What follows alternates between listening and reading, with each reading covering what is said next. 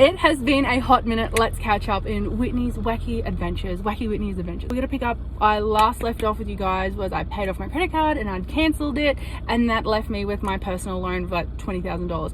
I went and brought the little horse float thinking, I thought I was going to be taking Teddy to shows and whatnot, so I got a little float. I didn't want to spend my savings, so I went and got a loan and tacked it onto the loan that I had already existing, and that bumped it back up to $20,000. Anyways, we're back down to $18,999 at the moment, as of today. So working on that.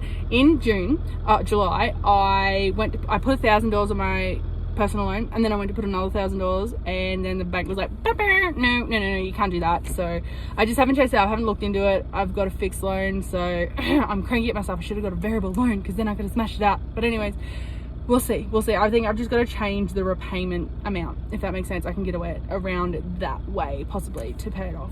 So after that sort of pulled me up, I was like, you know what, I've been doing really good this year financially. Like, I've pulled myself together so well. Like, I've got this awesome new job, got money. I'm just gonna live life. So Daniel and I went to Golgong for a weekend a few weeks ago because I'd gone through that town a few times and I noticed it and it caught my eye, the beautiful architecture, and we went there for a weekend to be tourists and go to all the museums. That was so cool. I highly recommend visiting that place. And then went to see Cats the Musical with my mum and my cousin. That was so cool. Mum took me to Cats the Musical when they came to Mount Isa 20 years ago, and then cousin Earl saw it when it came out in the 80s, and yeah, so for 40th anniversary, that was really cool to go do that.